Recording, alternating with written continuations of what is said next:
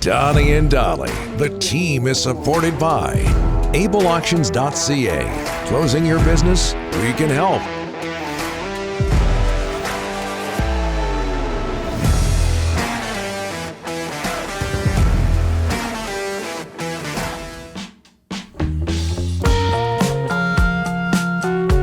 What is this? What is that? Elevator music. Okay, so I'm keeping this song in the rotation purely to get this reaction from you, because you did this last week when I played this song. Really? Well. Yeah. It's like I said, we got music on the show that doesn't have copyright, so it's a song you wouldn't know. There's got to be better generic music out there. There's lots. I play lots of it. But I like to make you mad from time to time. So I know you do. It's working. Too soft.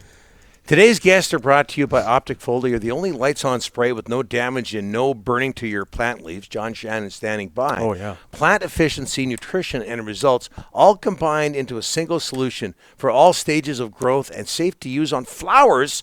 Spray it, see it. Rick, believe it. Believe it. That's Optic Foliar. Visit this made-in-BC company online at opticfoliar.ca. John Shannon knows a thing or two about television production, radio production. He'll tell you how important music is. So let's try to do better. John Shannon joining us now, NHL analyst, co-host of the Bob McCowan podcast. How are you, sir?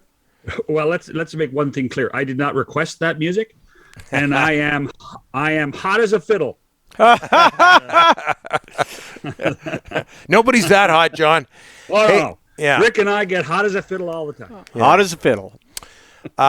John, what do you know about, I don't know how we go from fiddles to Patrik Allvin, but we'll try. What do you know about Patrik Allvin, and what are your thoughts on your opinion of the Canucks move to get him in the fold? Well, first of all, I'm not surprised that it is Patrik Allvin based on the relationship that Jim and Patrik had in the time in Pittsburgh. I will tell you, I'm not sure how many people know very much about Patrik. Because I certainly don't. And when Jim was let go in Pittsburgh, or left, or whatever the story you want to call, when they said the interim general manager is Patrik Allvin, I guarantee you there were 60% of the people in the media across the country, they said, who? So, but you look at his record, you look what he's done, you look at the cap issues that he's had to manage with Jim as the general manager in Pittsburgh. He obviously has paid his dues and understands this game, the NHL game. And it's something we talked about when Jim Rutherford got hired. We knew that he was a bit of a visionary and was going to be diverse in his approach, a modern approach to Canucks front office. And that's exactly what's happened when you consider the signing of Allvin and Castonguay and Dory. This is a team that is moving in many ways ahead of the curve of a few teams in the NHL. From what you know of Jim Rutherford, how much free reign do you think Patrik Allvin will have? I think that it will be an interesting partnership. It will be a good partnership. The process that is going on now is one that Jim wants Patrik to be the general manager, but in a timely fashion. And this is where you say Jim will be a CEO. He will. There's a difference between the CEO and the COO, and Patrik will be the chief operating officer of the hockey group, but Jim is still the chairman of the board, the chief executive officer. John, so 2 females hired in Vancouver in the last couple of weeks. Do you see this as going forward, more NHL teams doing hirings like this as well down the road? Well, here's what I can tell you, Rick, that in the last 2 years, there have been more females interviewed for jobs simply because everybody knows it should happen. It has to happen. There are some smart people within the hockey world that are women. Angela Ruggiero, the former U.S. Olympian, Megan Chaika. These women are making a difference. These women are contributing to hockey in so many ways. Angela has been interviewed for at least 2 general manager jobs.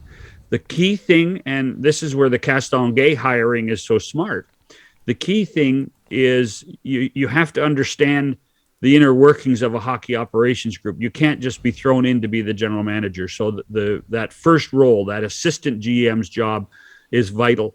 There are going to be, I think there'll be a female general manager in the NHL in the next 5 years. I think that's a given. I would not be surprised if it's Emily Castonguay. But at the same time, I do think that we're going to see a ton more interviews of women for key hockey operations jobs. Yeah. Also rumors the Canucks, another AGM hire, maybe another woman as well.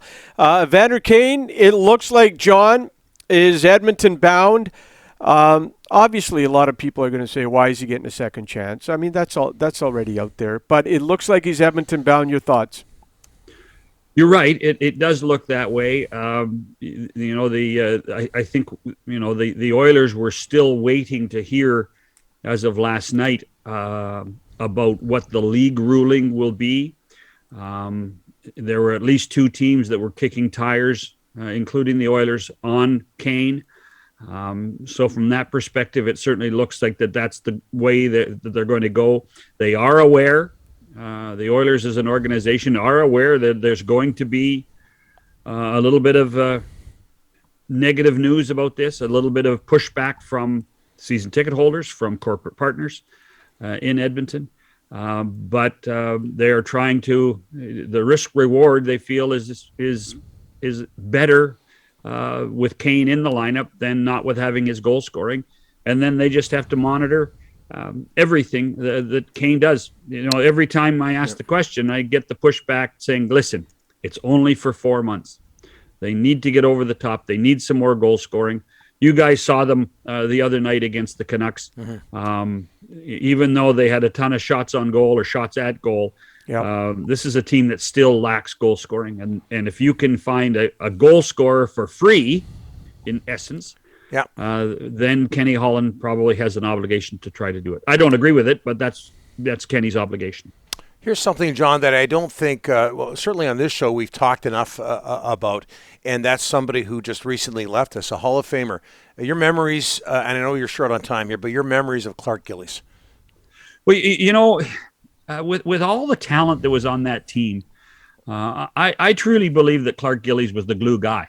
Denny Potvin on the back end was the captain at one point. Brian Trottier, the captain. Bossy was the goal scorer. But Gillies was the glue. Gillies was the guy that kept everything together. He was almost the same size as Eric Lindros. 15 years before Eric Lindros. Mm-hmm. We lose John? He's frozen. And was such a genuine, kind person. First time I ever met him, really. Oh, there's number 4. First time I ever very good. Okay. first time ever I saw Clark Gillies. He was a man amongst boys playing for the Regina Pats. Yeah. Look at that team picture. He was just a giant, a great hockey player. Yeah, 6'3", 210. And he leaves us way too early at the age of 67. John, again, I know you're short on time. So are we. We appreciate this. We'll talk to you next Thursday. Thanks so much. Cheers, boys. You bet. John Shannon, NHL analyst.